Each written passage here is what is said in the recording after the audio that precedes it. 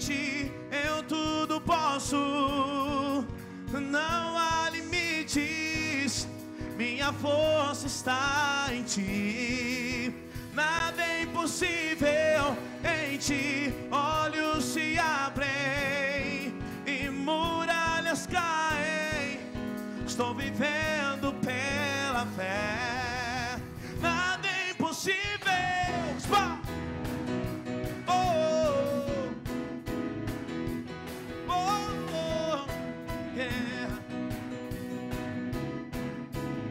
Cara, assim, eu não vou viver pelo que vejo. Diga, eu não vou viver pelo que sinto, porque eu sei que comigo sempre estás e tudo podes realizar. Então diga, tudo posso, não há limites, minha força está em Ti. Nada é impossível em Ti, olhos se abrem e muralhas caem. Estou vivendo pela fé. Nada é impossível. Cremos em Ti, Senhor. Aleluia.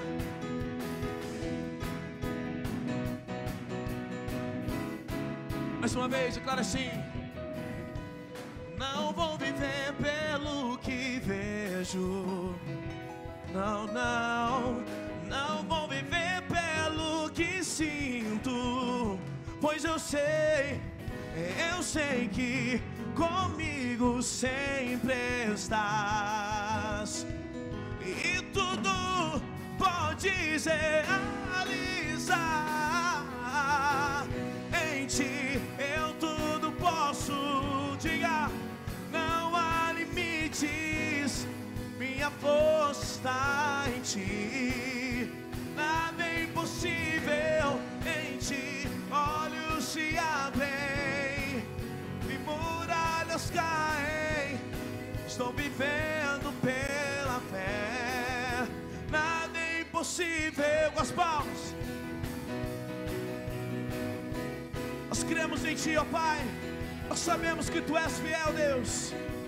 Declare assim nessa noite: creio em Ti, Senhor. Diga, eu creio em Ti, creio em Ti, creio em Ti, creio em Ti, Jesus. Creio em Ti, creio em Ti, creio em Ti, creio em Ti.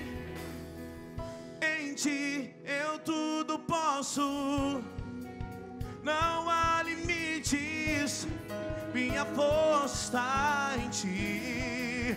Nada é impossível em Ti, olhos se abrem e muralhas caem. Estou vivendo pela fé. Nada é impossível. Oh, sim, Senhor, yeah. Creio em Ti, Jesus.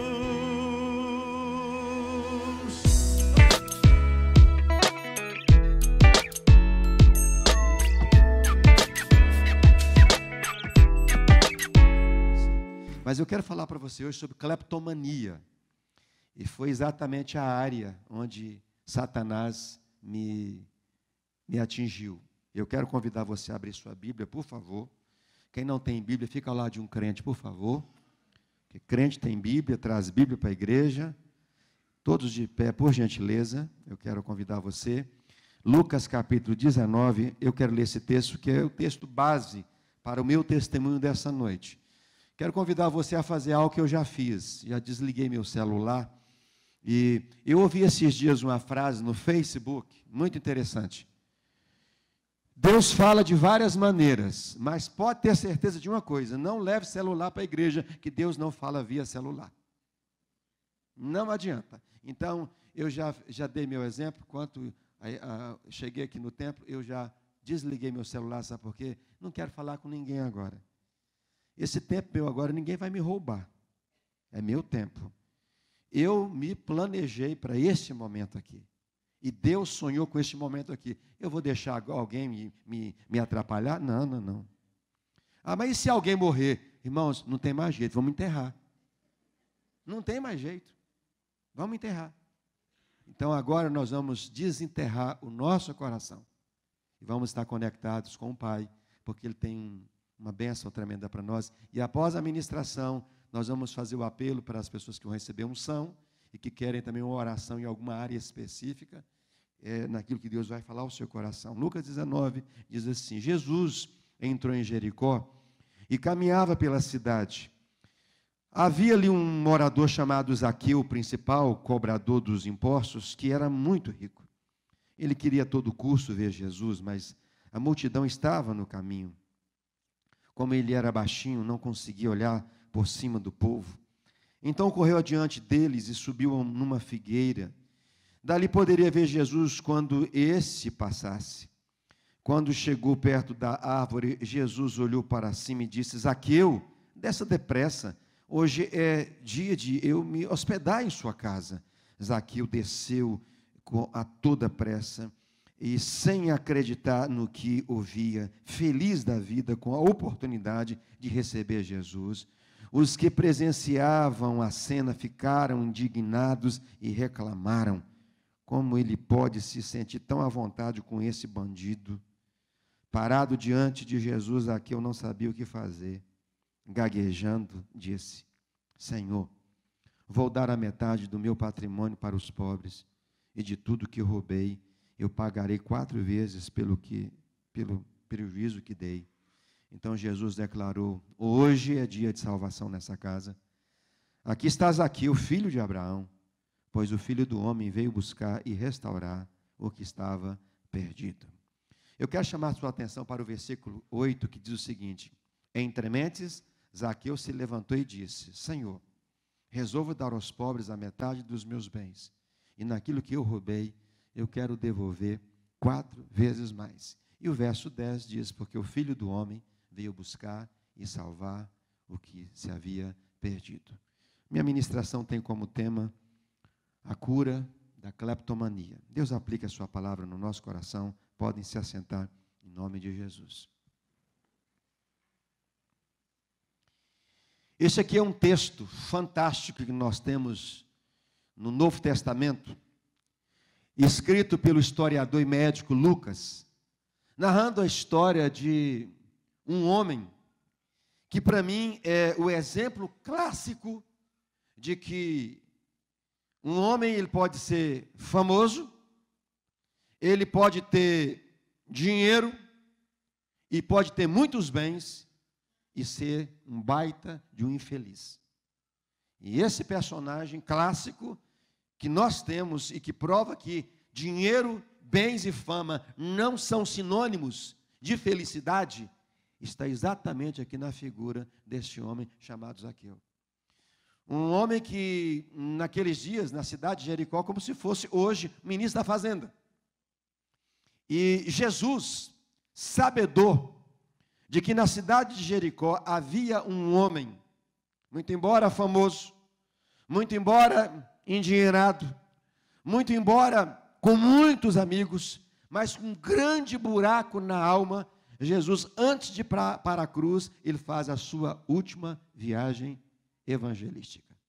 Aqui em Lucas 19, você encontra a última viagem, a última caminhada de Jesus evangelística antes de ir para a cruz, quando ele vai em direção a Jericó. Porque lá ele sabia que, ao deparar-se com aquele homem, ele iria mudar a história de um homem, e ao mudar a história daquele homem, ele mudaria automaticamente a história daquela cidade. De repente, você chegou aqui, e você tem vivido uma vida tão disforme, uma vida tão infeliz, com tanta coisa errada que você já aprontou, e que ninguém sabe a não ser Deus e você. E você acha, já ouviu vozes que não há solução, não há esperança para tanta coisa errada que você já fez. Zaqueu provavelmente pensava assim também. E eu também pensava assim na situação em que eu vivi, que você vai ouvir daqui a pouco. Mas Jesus chega lá e muda a história daquele homem, e ao mudar a história daquele homem, mudou a história daquela cidade, porque Zaqueu, ele tomou algumas decisões, ele seguiu alguns passos que foram pressurosos, preciosíssimos para a sua conquista, da sua libertação, e ao dar aqueles passos, Zaqueu então consegue, alcança a sua vitória. Primeira coisa que nós vemos aqui nesse texto, que está totalmente ligado, atrelado ao meu testemunho, é que este homem chamado Zaqueu, que estava vivendo uma vida infeliz, desesperadora, ele teve que fazer algo para alcançar a graça de Jesus. Primeiro, ele teve que correr. Diz o verso 5 que ele sai de casa com um propósito no coração e ele tenta aproximar-se de Jesus, mas não consegue, era impossível aproximar-se de Jesus. Primeiro porque ele era pequeno, tinha uma estatura muito baixa. Segundo o maior escritor para Dr. Billy Graham, Philip Yancey, Jesus andava com aproximadamente cerca de 80 a 100 mil pessoas.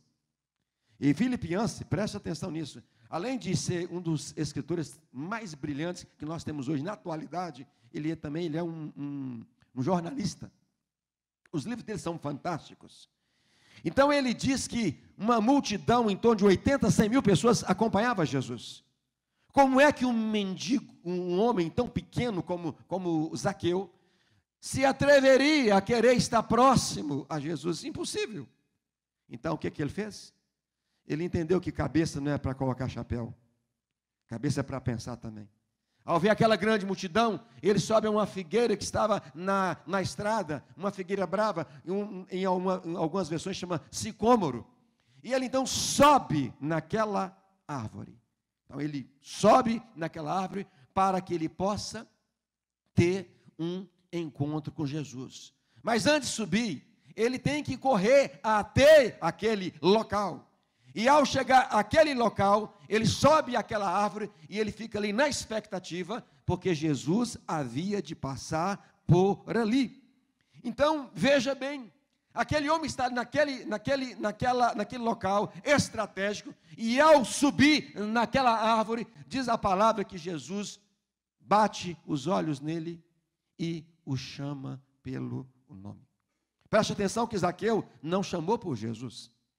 Ele fez o que ele podia fazer. Ele saiu de casa, correu, sobe naquela árvore, porque ele sabia que Jesus havia de passar por ali. Ao chegar no topo daquela árvore, Jesus para tudo, para aquela multidão, para o cosmos, e ele diz: Zaqueu, desce depressa, porque hoje me convém pousar em tua casa. Segunda coisa que Zaqueu faz, imediatamente Zaqueu desce. Ele correu para a árvore, desceu da árvore, diz que ele desceu imediatamente naquela árvore. Verso 7, ele desce, e ao descer, ele é chacoalhado, ele é avacalhado, ele é humilhado por aquela multidão, que claro, multidão que ele vinha prejudicando terrivelmente, quando ele ia fazer a coleta dos impostos. Ele abusava na coleta dos impostos. Ele explorava o povo, e o povo tinha uma revolta de Zaqueu. Se pudesse, faria de Zaqueu um picadinho. Então, quando Zaqueu desce, aquele povo quer acabar com a raça dele. E diz a palavra que quando ele desce e é achacoalhado por aquele povo, Jesus vê aquele povo murmurando e dizendo coisas como essa que você ouviu aqui comigo. Os que presenciavam a cena ficaram indignados e reclamaram: como ele, Jesus, pode se sentir tão à vontade com esse bandido, com esse safado, com esse ordinário, com esse pilantra. Essas eram as palavras que estavam ali à volta do Senhor Jesus. Mas Zaqueu correu, Zaqueu subiu, e Zaqueu desceu a toda pressa, ouvindo a voz do Senhor Jesus, e ao descer, Zaqueu não dá confiança para aquelas vozes, que provavelmente muitos de vocês, ou alguns de vocês, têm feito aqui, e por isso não têm conquistado a sua vitória. tem dado vozes, tem dado ouvido a vozes para que você não faça isso, para que você não faça aquilo, quando você deveria estar ouvindo tão somente a voz do Senhor Jesus. Diz a palavra que Zaqueu não dá ouvido àquelas vozes, ao contrário, ele faz a terceira caminhada dele, dá o terceiro pulo dele. Zaqueu, ele orou ao Senhor. Ele correu, ele subiu, ele desceu, e ao descer, ele fez uma oração. E ele começou a oração dizendo o seguinte: Senhor, chama Jesus de meu Senhor, meu Deus, meu dono. Então ele ora, ele busca a face do Senhor. Se a igreja evangélica acreditasse de fato na oração, se a igreja desse valor à oração, os cultos menos frequentados das igrejas evangélicas no Brasil chama-se culto de oração. Alguém disse que o maior ibope, se você quer conhecer o ibope de uma igreja, vai no domingo pela manhã. Se a igreja tiver uma boa frequência domingo de manhã, aquela igreja tem um ibope no meio daquela comunidade. Você quer conhecer o ibope de um pregador, vai na igreja domingo à noite. Se a igreja estiver cheia, é porque ele é um bom pregador. Você quer conhecer o ibope de Deus, vai no culto de oração. O ibope de Deus está. Sabe por quê? O homem hoje, ele está muito interessado no homem. Aquilo que nós ouvimos aqui agora há pouco. O homem está interessado muitas vezes até na própria instituição. Mas o homem esquece que quem muda toda a história e todo o coração, quem liberta, quem cura, quem salva, é o Senhor Jesus Cristo. É a Ele que nós devemos estar cultuando, buscando a sua face, seja 5 da manhã, 6 da manhã, 7 da manhã, 9, meio-dia, à tarde, à noite, de madrugada. Irmãos, Deus não sabe fazer outra coisa a não ser ouvir orações. Grave isso. Deixa isso entrar no seu coração. Deus não sabe fazer outra coisa a não ser ouvir orações. Então Zaqueu, sem ter ainda uma intimidade com Jesus, ele resolveu orar. Ele disse: Senhor, abriu a boca. E então ele faz a sua oração. Em quarto lugar, ele, após orar, ele confessou. Ele faz a sua confissão contra toda a sua podridão. Nem eu, nem você vamos ter uma vida vitoriosa na nossa caminhada cristã, se nós não confessarmos toda a podridão e todos os pecados ao Senhor Jesus. Ele confessou diante de todo mundo. Ele disse: resolvo dar aos pobres a metade dos meus bens, e tudo que eu roubei, eu quero devolver 4 vezes mais. Zaqueu, ele confessou, e em sexto lugar, Zaqueu, ele restituiu. Resolvo dar aos pobres a metade dos meus bens, e tudo que eu roubei, ele disse, eu quero devolver. A lei ordenava que a restituição ela deveria estar atrelada a 4 vezes mais. Ele disse, eu quero devolver como a lei ordena. Então Zaqueu resolve restituir. Aqui entra meu testemunho. Eu vim de uma família católica. Meus pais, minha mãe em especial, ela era devota Aparecida. Para vocês terem ideia como a minha família era tão católica, que um dos meus irmãos que nasceu, minha mãe colocou o nome dele de Amadeu Aparecido Teixeira, em homenagem a Aparecida. E um outro irmão meu que já faleceu, ele nasceu no dia de Todos os Santos. Meu pai colocou o nome dele de Santo Teixeira, que de santos era só no nome, mas era um pecador, era um capeta em pessoa, aquele é meu irmão. Não era fácil, mas para você ter ideia como é que minha família era tão católica. Meu irmão era o mais velho, que hoje é o pastor hoje que mais organiza a igreja do Nazareno na América Latina, pastor Amadeu. Pastor Amadeu, ele organiza a cada mês, este ano, 2 novas igrejas. A cada mês. É um ministério fantástico. Eu tenho o privilégio de ser ovelha dele, e ele foi meu pastor, foi a pessoa que Deus usou para me ganhar. E o que eu aprendi na área de finanças foi ele que foi meu mentor. Foi ele que me ensinou. Ele que me ensinou os princípios da palavra de Deus nessa área de finanças. Então, o pastor Amadeu, ele era a coroinha da igreja católica. Então, lá na igreja, ele viu que ele sentia falta, que ele achava que faltava alguma coisa a mais no coração dele. E um dia, ele lá no interior de Minas, onde nós nascemos, cidade muito pequenininha, tinha umas 3 pessoas lá num local, cantando e louvando a Deus, e um rapaz lá pegou, não sei se pegou o microfone, lá um microfonezinho, aqueles mais vagabundinho, pegou lá e começou a pregar, e o Espírito Santo falou no coração daquele pregador: olha, tem alguém na janela. Porque não tinha ninguém lá, a não ser que eram 3 irmãos da igreja lá cantando, e um lá pegou o microfone, e o Espírito Santo falou assim: ó, tem alguém na janela. E quem estava na janela era, na época, o Amadeu. E aquela pessoa pregou e disse: quem quer dar vida para Jesus, levanta a mão. Não tinha ninguém, mas tinha uma alma na janela. E aí meu irmão, lá da janela, levantou a mão, saiu lá da nossa casa, foi lá, entregou a vida para Jesus, e Deus mudou a vida dele. Chegou em casa, aí meus pais, ao chegarem em casa, escuta do Amadeu: olha, a partir de hoje eu vou frequentar a igreja de crente. Meu pai: você está doido? Ele falou assim: se aceitar Jesus é ficar doido. Então eu fiquei doido. E aí minha mãe disse: você não vai fazer essa traição com a família? Ele disse: se é traição, então eu estou traindo a família. Mas aconteceu algo hoje comigo que não tem preço, e eu vou frequentar a partir de hoje uma igreja de crente. Minha mãe ficou com raiva do meu irmão, meu pai não queria dar mais confiança para ele, e ele foi para a igreja. O fato é que Amadeu começou a ser um filho diferente, e meu pai começou a dizer para minha mãe: não é que Amadeu está diferente? Ele não é mais o mesmo.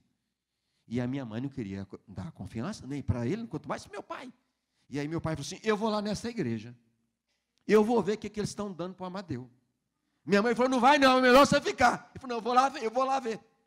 Aí meu pai chegou lá e assistiu o culto, tal, foi bem recebido, abraçaram meu pai e tal, deram cafezinho para meu pai. Se não der, estou dando aqui para minha conta aqui. Eu sei que meu pai aqui, meu pai ficou sentiu-se tão amado naquela igreja, deram tanta atenção para ele. Ele chegou lá em casa e falou assim: Anísia, o negócio lá é bom, o povo lá é muito jeitoso, e eu vou voltar lá.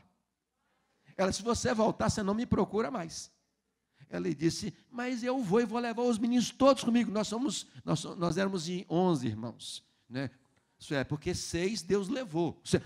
Não, mais 4 Deus havia levado. Era um total de 15. Mas com minha mãe e meu pai éramos em 11. Família próspera, irmãos. Bênção de Deus. Filhos são herança do Senhor. Quem crê nisso, diga amém. Então, irmãos, 2 está pouco. Tem que ser 3, 4, 5, 10. Entendeu? Filhos são herança do Senhor. Então, lá em casa, 9. Hoje temos 8. Aí meu pai disse: eu vou levar a turma comigo. E nesse negócio de levar a turma, meu pai levou a escadinha. Nessa escadinha estava lá o Ivonildo. Eu era o 6º, né? Sou o 6º da turma. E o fato é que eu comecei então a frequentar a igreja evangélica com 5 anos. Aos 8 anos de idade, escute isso, eu frequentando a escola bíblica dominical, um professor começou a falar sobre esse assunto de dízimo, que não é o assunto aqui. E eu fiquei apaixonado como aquele professor falou sobre o assunto de dízimo. Eu fiquei fascinado por esse assunto. Ele chegava lá com 10 laranjas na classe, descascadas, e eu gostava muito de frutas. E ele falava: você sabe o que é o dízimo? Olha só, Deus dá para você 10 laranjas. Você pega uma e dá para Deus, e fica com as 9. E eu falava assim: mas 9 para mim? Aí eu vou dar metade para ele. Porque é muito pouco para Jesus, uma laranja só. Então eu passei a entender o dízimo numa clareza. E desde aquela época, com 8 anos de idade, isso já se faz 44 anos, eu nunca mais, mesmo quando eu fiquei 4 anos fora, na minha adolescência, fora da igreja, eu nunca deixei de devolver o dízimo do Senhor. Ou seja, o que eu ensino nas igrejas no Brasil e no mundo é vida. Eu prego o que vivo, e vivo o que prega. Não sou simplesmente um escritor sobre o assunto, porque isso vende. Não. A minha vida é a minha mensagem. O seminário que vocês vão participar aqui em julho, não tem nada de diferente do seminário que vocês ouvem de finanças, de palestrantes aí pelo Brasil afora. O diferencial é que tem a Bíblia como base e minha vida. Tem muito picareta aí tentando falar sobre esse assunto. Tem gente tentando falar sobre esse assunto, mas não tem autoridade, primeiro, porque não vive. Eu quero dizer para você que são 44 anos como dizimista. Mesmo afastado 4 anos, eu mandava o dízimo para a igreja, porque eu tinha e sempre tive temor do dízimo, porque eu ouvi com 8 anos que o dízimo é santo ao Senhor. Ou seja, intocável. não se toca na santidade de Deus. Aprendi aquilo com 8 anos de idade, e eu ali na igreja, sempre me envolvido nas programações. Era uma criança que o pastor da igreja gostava, sempre estava envolvido, sempre estava à frente das atividades da igreja. Com 11 anos de idade, mais ou menos, bateu no meu coração um sentimento que, quando eu olhava para a minha casa, eu percebia que na minha casa não tinha frutas. Na minha casa não tinha banana, não tinha laranja, não tinha essas coisas. Essas frutas, então, dos nossos dias aí, ameixa, pinha, vai falando aí. Essas aí que tem em sua casa, nem um cheiro. Melancia só de ouvir falar. Não tinha essas coisas na minha casa. Minha família, muito embora humilde, meu pai tinha dinheiro, porque ele era um agiota. E ele, como agiota, ele tinha dinheiro. Mas ele era um avarento. Meu pai era um avarento. O que é um avarento? Segundo a palavra no original, aquele que é amante da prata. Aquele que é idólatra. Aquele que ele fica 24 horas, só pensa em cifras. Esse é um avarento. É aquele que não consegue ser dizimista. É aquele que não consegue ser ofertante, porque ele é um avarento. Meu pai era esse. Meu pai era assim. Só para você ter uma ideia, eu nunca recebi na minha vida um presente do meu pai. Nunca. Sempre aquela conversa, um dia eu vou te dar um presentinho. Um dia eu vou te dar. Esse um dia era um dia. Nunca. Então não tinha essas coisas em casa. Eu ouvi uma voz quando eu estava com 11 para 12 anos. Seu pai tem dinheiro, por que você não pega dinheiro dele? E compra frutas para casa? Diz que você foi engraxar sapato, e aí você borra a sua cara, borra as suas unhas, e aí chega com frutas aqui, fala que você comprou essas frutas com dinheiro de engraxate, dinheiro que você pegou dele. É do seu pai, é seu. Eu, na minha cabeça, aquela voz era uma voz boa, olha só. Você vai pegar um dinheiro do seu pai para comprar uma coisa boa para todo mundo. E eu entrei nessa. Aí fui lá, comecei a pegar do meu pai. R$1, como se fosse hoje. 5. Aí fui para 10. De 10 eu fui para 20. 20 eu fui para 50. 50 eu fui para 100. Chegou a ocasião que eu estava pegando já um pacotinho de 10 de 100. Meu pai tinha pacote de dinheiro, que era porque se guardava dinheiro em casa. Só que, nesse contexto aí, eu pegava do meu pai, aí depois que eu comecei a pegar com constância dele, aí eu comecei a pegar de um vizinho, aí eu peguei de um amigo, aí eu peguei de um irmão de sangue, e um dia ou outro eu pegava alguma coisa da minha mãe. Lá na frente eu vendi um par de aliança de um ex-patrão, fiquei com dinheiro para mim. Alguém perdeu uma bolsa. Todos esses fatos, foram 20 pessoas que foram prejudicadas por mim.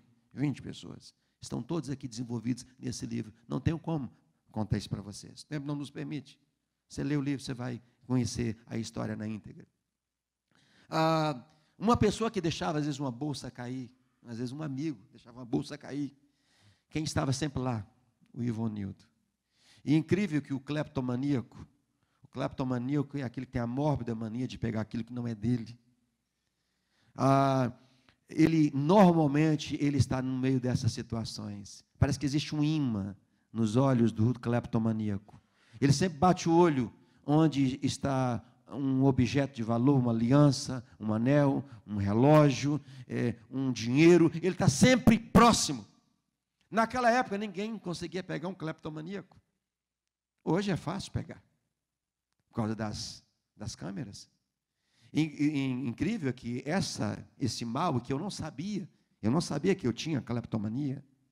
Eu achava que eu era apenas um desonesto, mas eu não achava que era um cleptomaníaco, não achava. Eu nem sabia, eu nem conhecia essa palavra, nem sabia. Hoje, essa praga, né?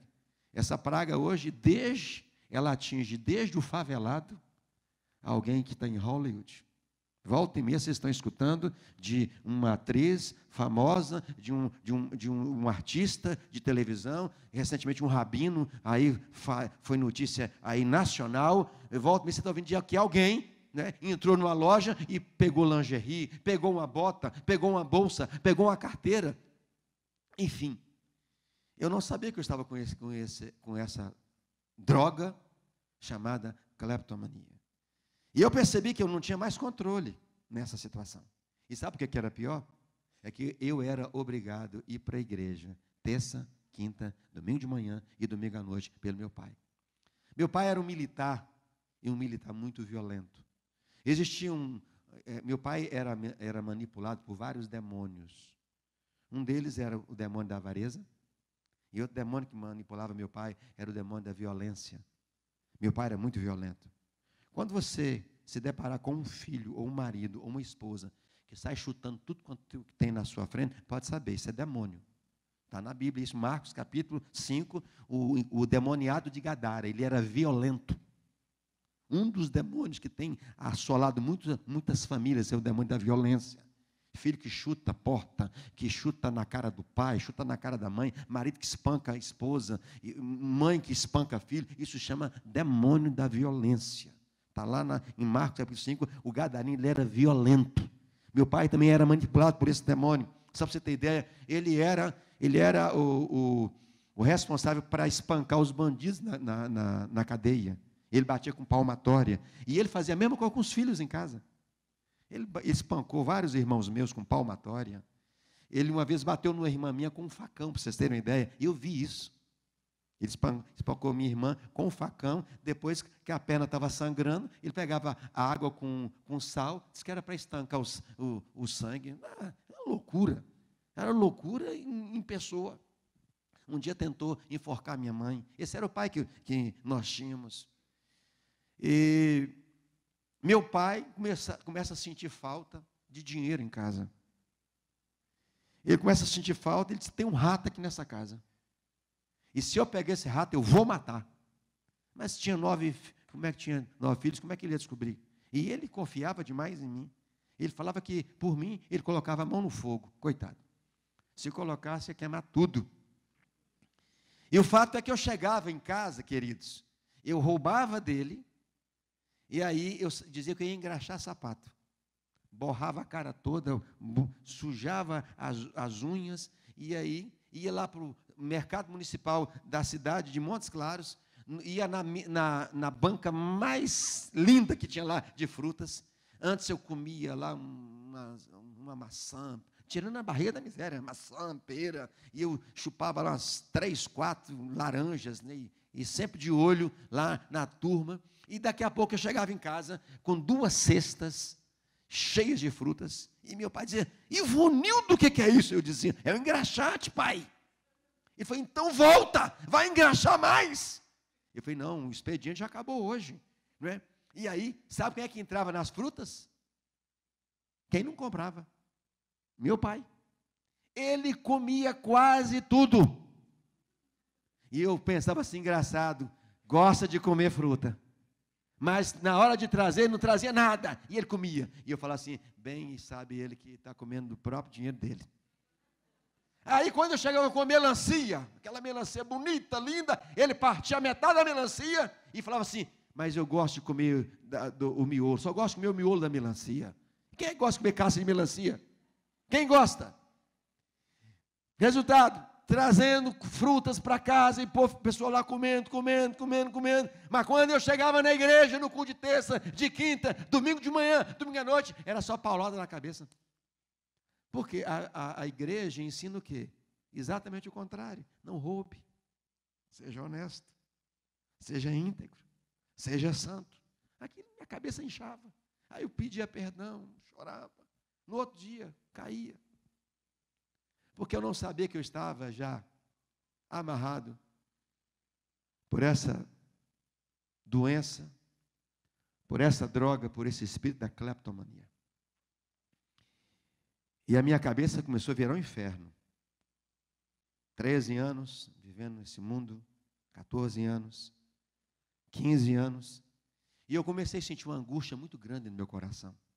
Porque quando você entra num mundo desse, e você está dentro da igreja, ou você se converte, ou você se mata. Começou a bater uma angústia no meu coração e eu perdi o prazer pela vida. 15 para 16 anos eu comecei a perder a vontade de viver. E começou a passar algumas coisas ruins pela minha cabeça. E eu queria dar um jeito de acabar com a minha vida. Porque eu estava vivendo uma coisa muito horrível, eu não sabia o que era. Hoje eu sei o que era. Mas naquela época eu não sabia o que era. Eu estava vivendo a depressão. Quando um ser humano pensa em querer tirar sua própria vida, ele chegou no mais alto grau da depressão. Quando alguém diz assim, eu não quero viver mais, eu quero ir embora dessa vida, ele chegou no mais alto grau da depressão, e eu não sabia o que era depressão, como eu não sabia o que era cleptomania. A vontade, eu sei que eu tinha. Eu vi aqui uma propaganda que vocês fazem aqui das mulheres, o grito da alma. Havia um grito na minha alma, havia uma angústia no meu coração, que eu queria ir embora. Eu queria, de qualquer maneira, eu queria vazar, eu não queria ficar aqui. 15 para 16 anos. Aquela mesma voz que eu ouvi, que me mandou entrar no quarto do meu pai, onde ele tinha uma mala para pegar dinheiro, para que eu pudesse trazer coisas para dentro de casa e que acabei me tornando um cleptomaníaco. Aquela mesma voz volta a mim, naquele momento de tortura que eu estava vivendo, e diz: naquela mala onde tem dinheiro, tem 2 armas do seu pai. Pega uma e só dá um tiro no ouvido. Essa angústia vai embora. E eu quero dizer para vocês uma coisa, eu me programei, eu me preparei para dar um fim na minha vida.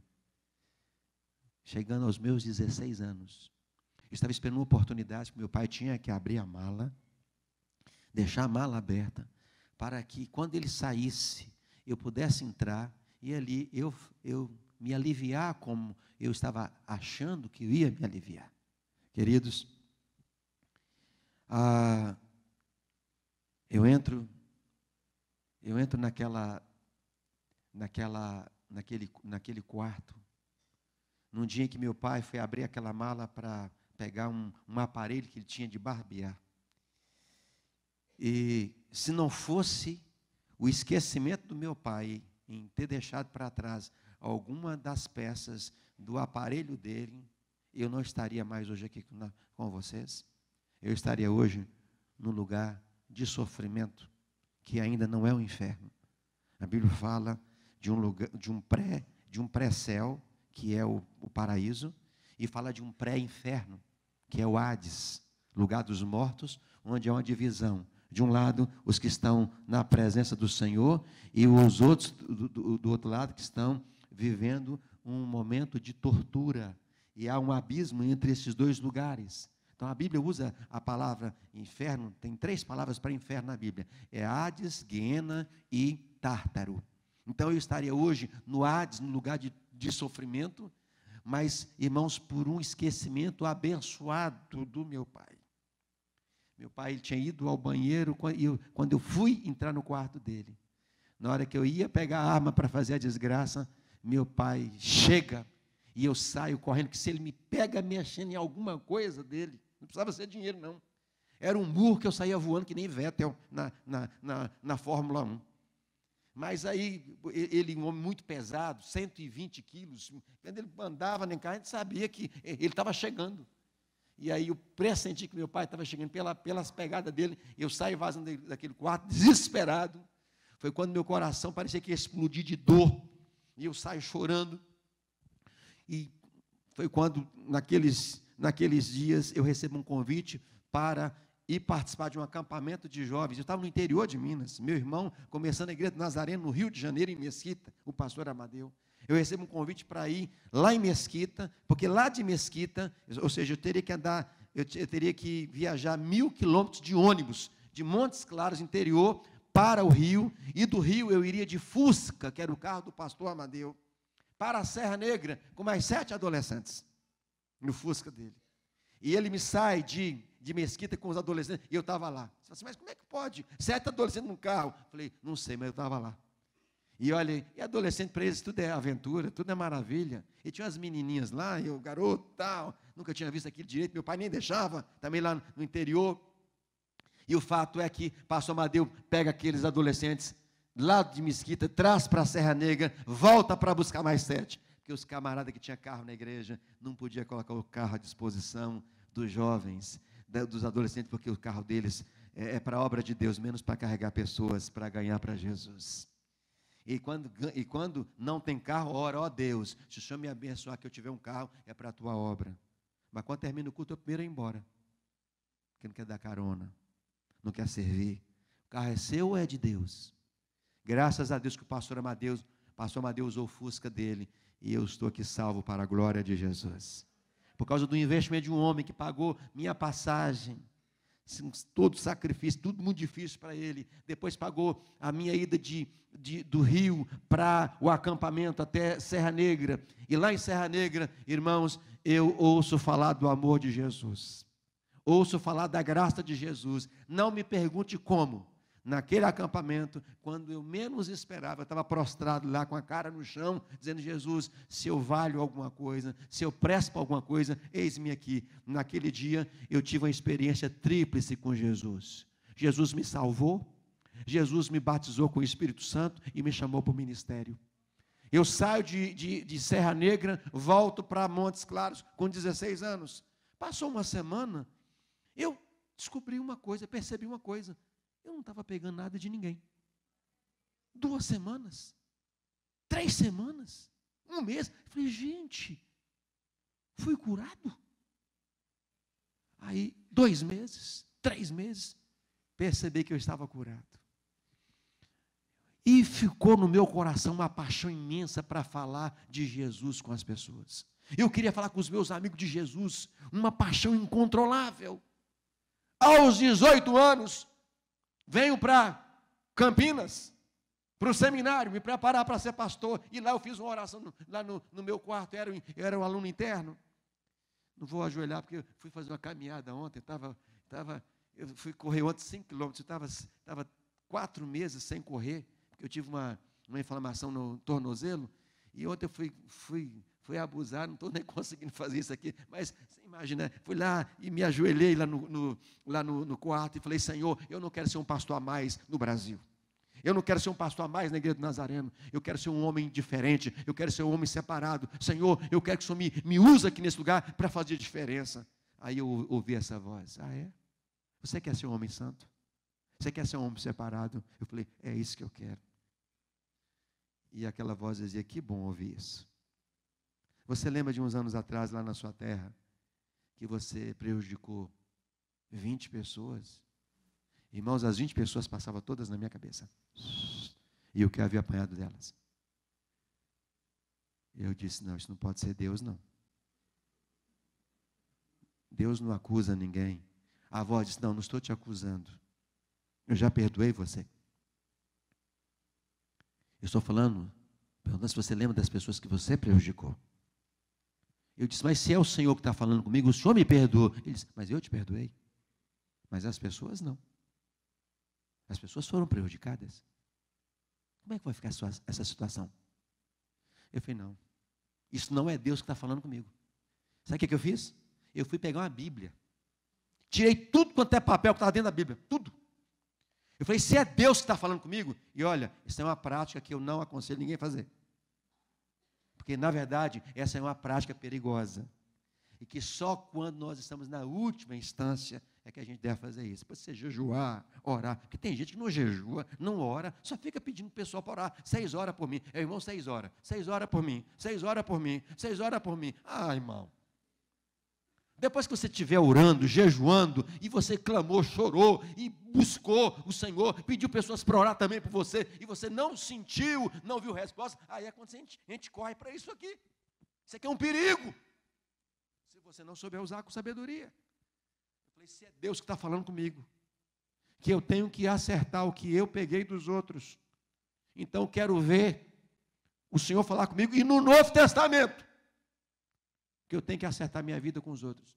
Aí eu orei. Orei, amarrei aqui, amarrei ali, repreendi ali. Irmãos, fiz tudo o que podia fazer de oração. Eu chorei. E aí, ó, pus o dedo. Senhor, resolvo dar aos pobres a metade dos meus bens. Caiu em cima de Lucas 19. E aí fui ler o texto. Minha história. Resolvo dar aos pobres a metade dos meus bens que eu roubei, eu vou devolver. Falei, Senhor, eu não posso fazer isso. Primeiro que eu não tenho coragem. E segundo, eu não tenho dinheiro. Ele falou, isso não é problema para mim. Ele falou, o dinheiro é meu. Ele falou, mas eu não tenho. Ele falou, você vai trabalhar. E você vai juntar durante 4 anos. Você roubou quantos anos? Eu falei, 4. Ele falou, você vai trabalhar 4 anos. Você vai juntar os 4 anos. Eu falei, mas nem se eu tivesse dinheiro. E a cara? Vou procurar? Meu pai vai me matar. Ele disse, eu vou te dar coragem. Mas recebereis poder ao descer sobre vós o Espírito Santo. Eu falei, Jesus, me ajuda. Ele falou, estou te ajudando. Calma. Fique em paz. E eu trabalhei 4 anos. Abri uma conta no banco aqui não sei se é aqui, mas é aqui em Campinas, na Glicério. Abri uma poupança.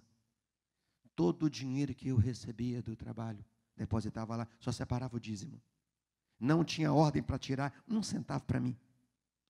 Recebia alguma ajuda, até meu pai, que era, começou a mandar oferta para mim via correio. Até meu pai. Recebia oferta, depositava. 4 anos trabalhando. Quando eu trabalhei 4 anos e eu tinha aquele dinheiro naquela conta, o Senhor disse assim, pega tudo. Desce para a sua terra. Depois de formado, 4º ano, no seminário. Fui orador da turma, noite linda, noite de gala. O Senhor falou assim, agora você vai para a sua terra. Vai acertar a sua vida, antes de começar o seu ministério. E eu voltei para a minha terra. Cheguei na minha terra, ainda trabalhei 30 dias, no mês de dezembro. Dezembro, janeiro, eu trabalhei lá. Peguei aquele dinheiro e aí entrei no jejum, porque eu não tinha coragem de procurar as pessoas. Fiz um jejum de 3 dias, não foi suficiente, fiz um de 5, aí fiz um jejum de 7 dias. E aí eu comecei procurando as pessoas. Sabe como é que eu fazia? Eu batia de porta em porta, pedia às pessoas permissão para entrar. Tinha gente que nem, isso aí me lembrava de longe, eu sabia que eu era filho do cabo Manuel Mário Teixeira, o homem mau, que era conhecido lá na cidade. E eu lia para as pessoas a história de Zaqueu. Já na 10ª em diante, eu já estava falando de qual texto. Então, aí as pessoas falam assim, mas por que você está querendo me pregar, falar da sua religião para mim? Eu falei, não. Aí quando eu fazia a aplicação, eu falei assim, esse homem aqui foi um homem que cresceu na vida desonestamente. Ele pegou coisas que não pertenciam a ele. E ele usufruiu essas coisas. E aquilo trouxe uma tortura para ele. Porque quando os amigos dele iam embora, quando todo mundo o deixava e ele ficava sozinho, ele vivia um inferno existencial. E ele viu que ele precisava de Deus. Ele viu que ele precisava de Jesus. Foi quando ele correu atrás de Jesus, pedindo misericórdia, senão ele daria um fim na vida dele. E ele então corre atrás de Jesus, porque no convívio dele, onde ele vivia, ele podia ter a religião que ele quisesse, mas ele viu que a religião não resolvia o problema dele, a angústia dele. Os amigos não podiam resolver a angústia dele, mas ele sabia que alguém podia mudar a história dele. Então foi quando ele foi atrás de Jesus. Irmãos, eu fui falando isso com todo mundo. Procurei meu ex-patrão, procurei as pessoas que perderam bolsa, procurei vizinhos, procurei uma ex-sogra que eu tive lá. Meu Deus do céu. Ela disse, ela me chamava de Vanildo. Meu nome é Ivonildo. Vanildo de Deus, como é que você foi fazer um negócio desse? Olha, não conte para o seu pai e sua mãe. Eu falei, eles vão saber daqui a pouco, eles também entraram também no problema. Estão todos aqui, são os próximos. E, não conta. Eu falei, vou contar sim, a minha vida é outra. Jesus mudou a minha vida. Irmãos, o fato é que eu evangelizei todo mundo, orei para todo mundo e procurei meu pai foi o último. Meu patrão chorou, pessoas se renderam ao Senhor. Tinha uma pessoa, das 20 pessoas, só tinha uma que havia falecido. Aquela dona aquela dona da banca de frutas lá naquele mercado municipal. Era uma macumbeira, chamada Maria. Ela tinha falecido. Quando eu cheguei lá, que eu soube que ela havia falecido, o Espírito Santo falou comigo assim: pega o dinheiro que você ia dar para ela, compra tudo de Bíblia e entrega para quem não tem uma Bíblia. Fiz isso, comprei todo o dinheiro que ia dar para a Dona Maria, eu comprei tudo de Bíblia e distribuí na época para pessoas que não tinham condições de comprar uma Bíblia. Aí procurei meu pai, que foi o último, mas eu não tinha coragem de falar com ele, aí fui orar, jejuei 2 semanas, jejuei 21 dias para falar com meu pai. Aí meu pai sempre estava lá no quarto dele fazendo contas dos juros que ele ia receber da agiotagem. Aí eu entrei no quarto um dia, não sei como, irmãos, ali foi o Espírito Santo que fechou aquela porta.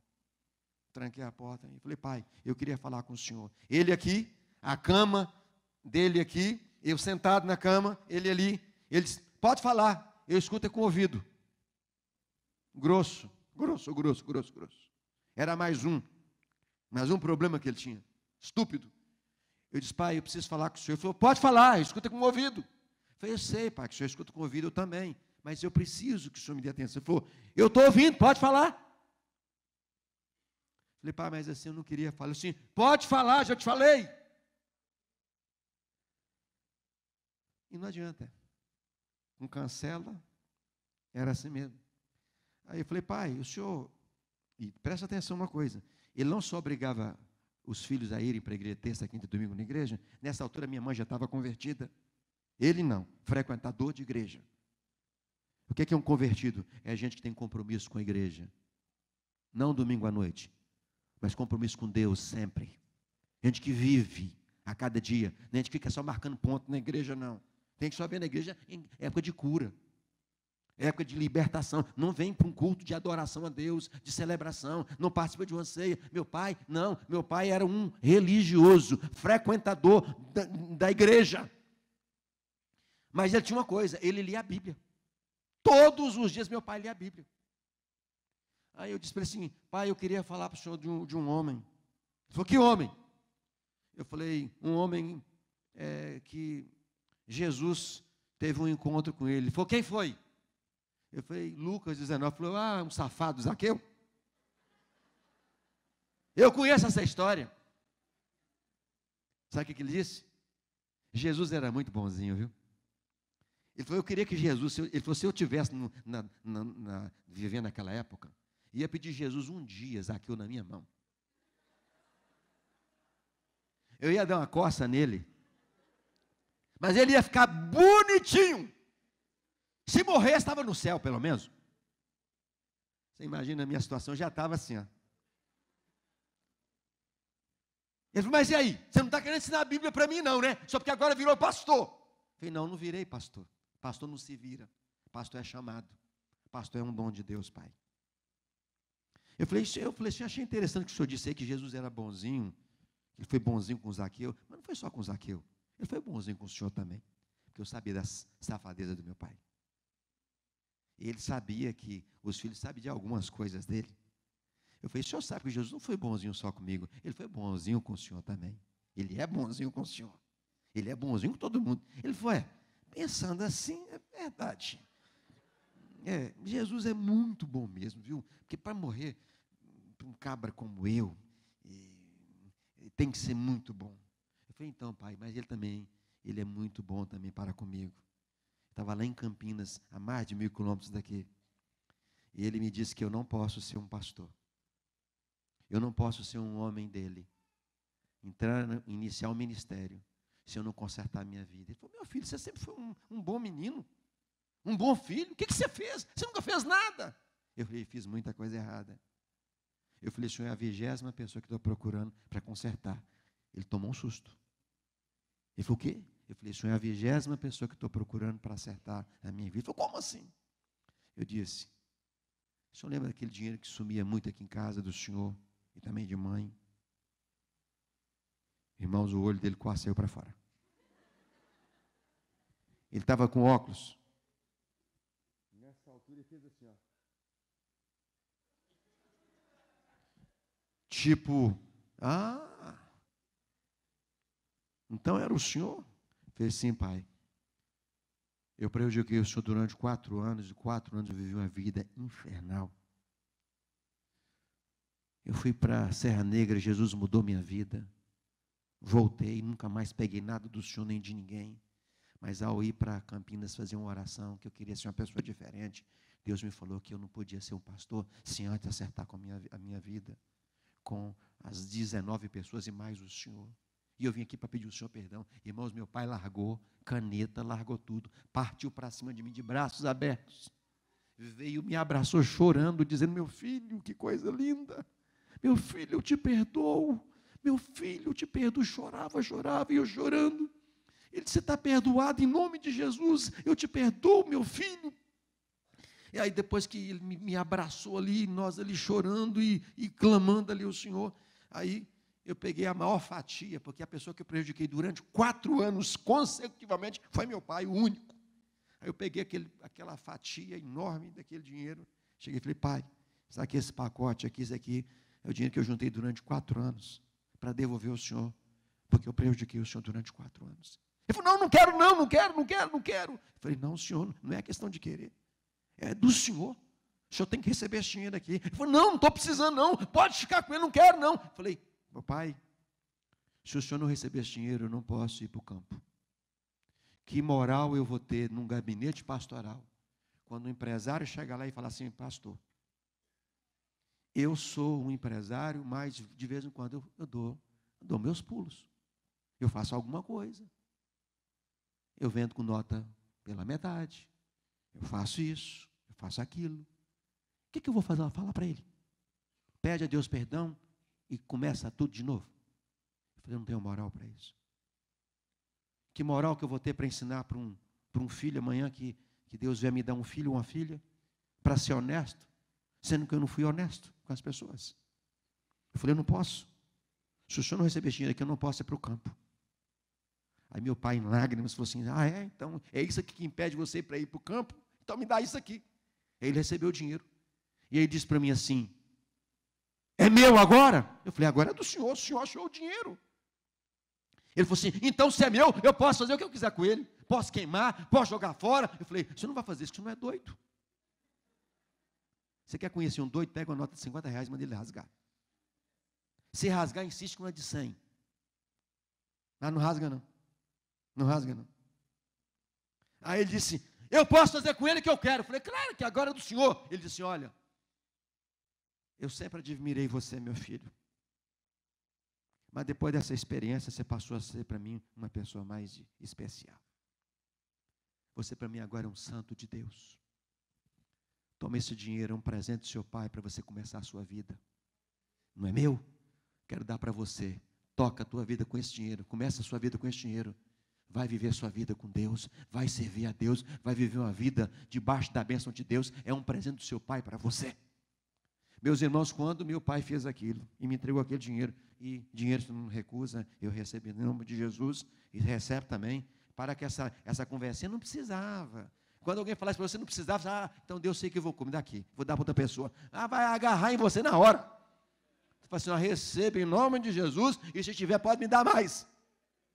Irmãos, depois que eu recebi aquela bênção do meu pai, aquele abraço dele, a bênção foi receber o perdão do meu pai. Foi o carinho e a compreensão do meu pai, de todas aquelas pessoas. Quer dizer para vocês uma coisa: depois que eu falei com a última pessoa, que foi meu pai, foi como se um chumbo, um caminhão de chumbo tivesse saído das minhas costas. Que alívio.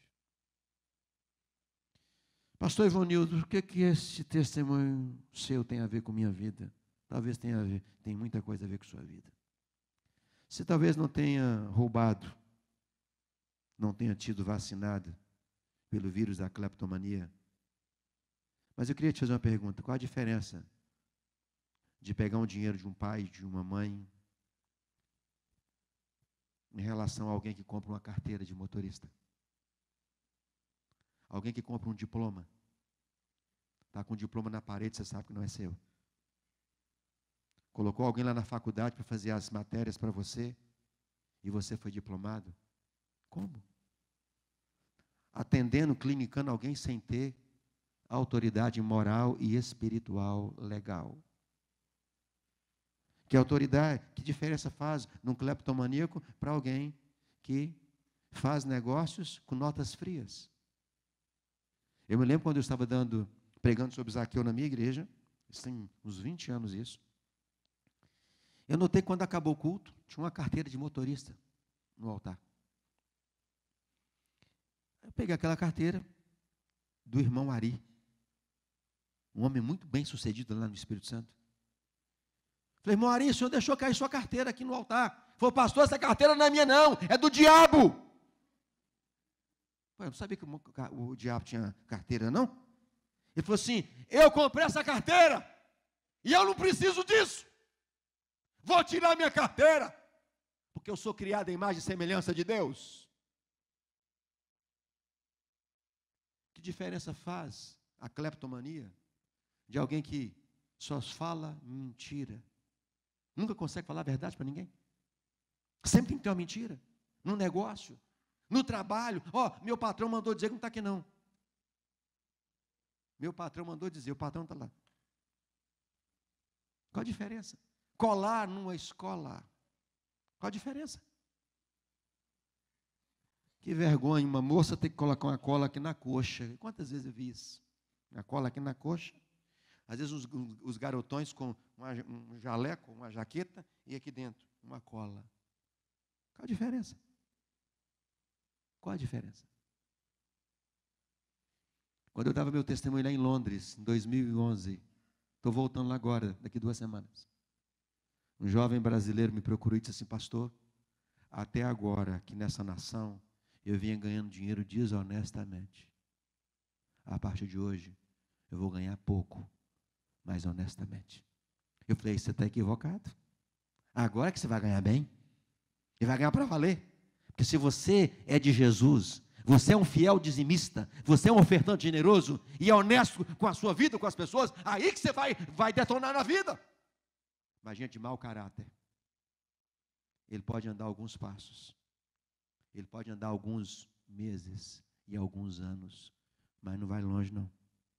Porque isso aqui, a ciência diz que nós temos uma mente que é capaz de guardar 700 a 800 recordações por segundo, até 70 anos, ninguém esquece nada. O pastor da igreja lá em Londres, esse jovem que eu falei com vocês, quando eu passei a palavra para ele, ele falou assim, meu Deus! Ele disse, quando eu estava no Brasil, eu comprei um pneu recalchutado, não paguei. E o Espírito Santo me lembrou aqui. Falei, volta lá e paga um novo. Ele fez isso. Pastor Jackson Antônio. Um outro da equipe dele, pastor Paulo, veio ao Brasil, foi a Curitiba. Ele falou, pastor, paguei um jantar para uma família que eu tinha lesado uma família.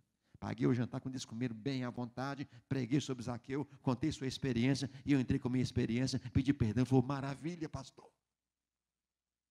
Irmãos, é por isso que quando eu vou numa igreja dar um seminário de finanças, eu gosto mesmo de dar meu testemunho, para as pessoas saberem quem eu sou, quem eu fui, o que o diabo fez na minha vida, mas o que a graça de Deus fez na minha vida, mudou minha história, mudou meu coração, e hoje, essa história hoje, transformada em livro, tem sido uma bênção por onde eu tenho passado.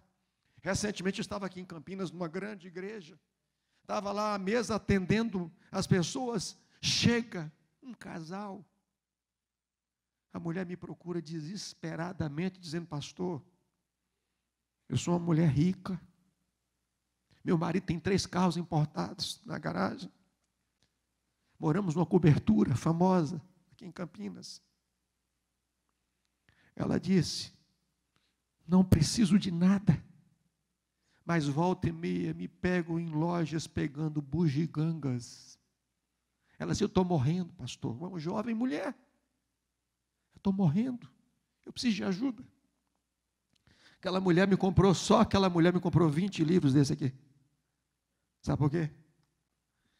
Ela queria, após ser tratada pelo Senhor, procurar as pessoas e presentear as pessoas com um livro.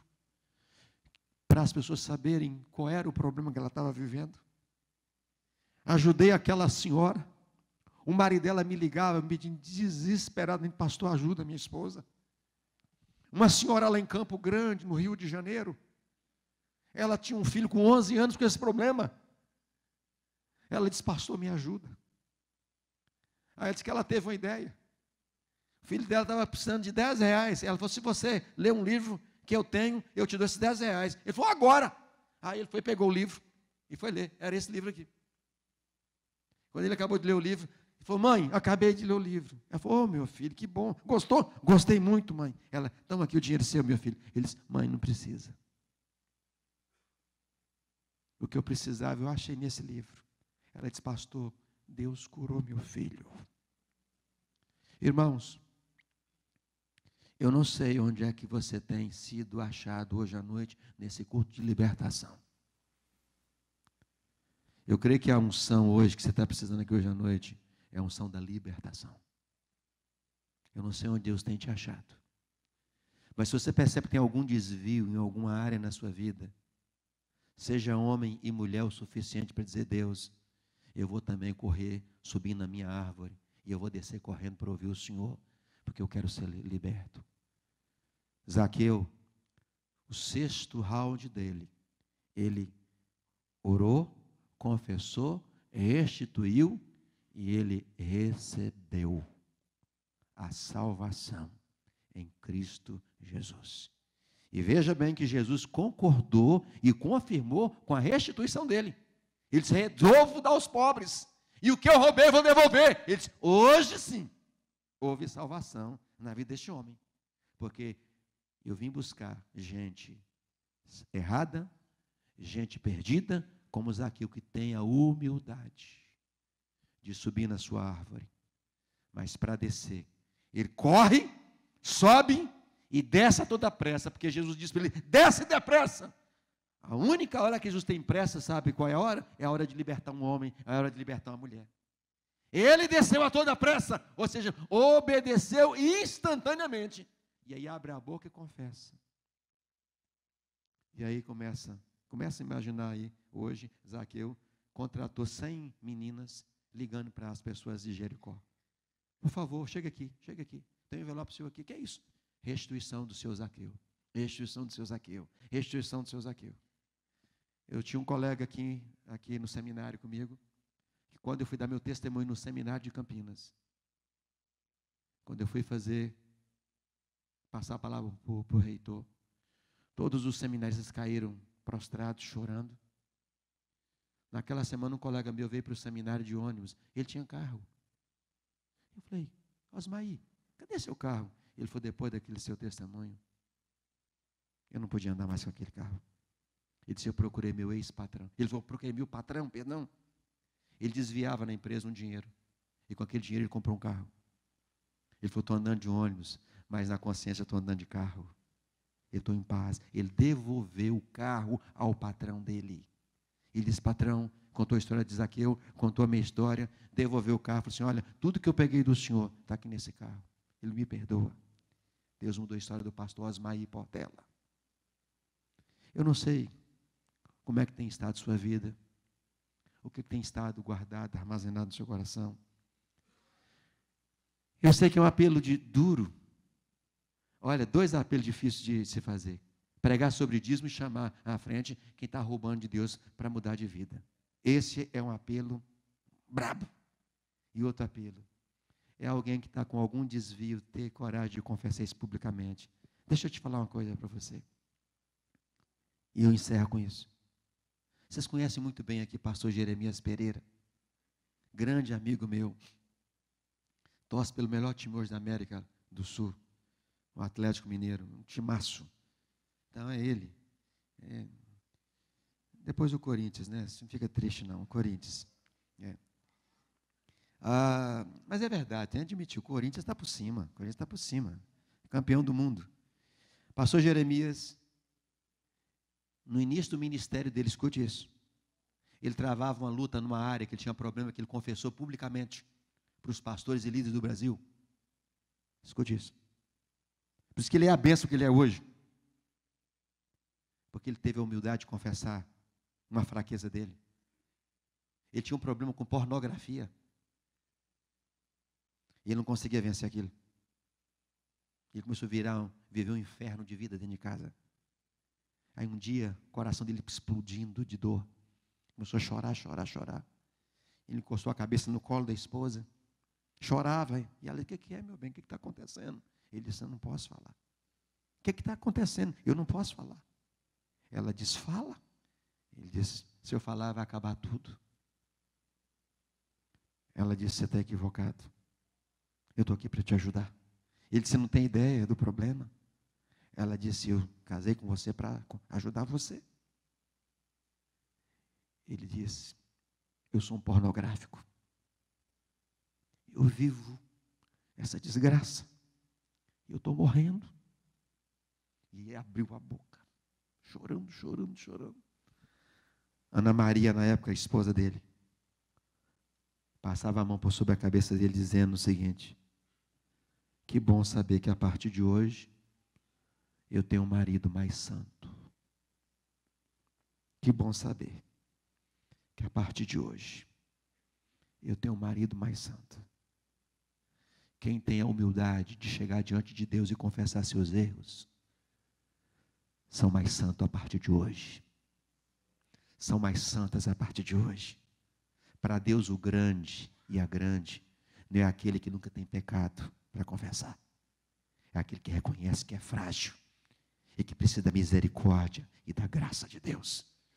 Se hoje você quer libertação na sua vida, rende-se a Deus, fala com Ele, assim como Ele tratou minha vida e mudou minha história, e mudou a história do pastor Jeremias, vai mudar a sua história hoje à noite, em nome de Jesus.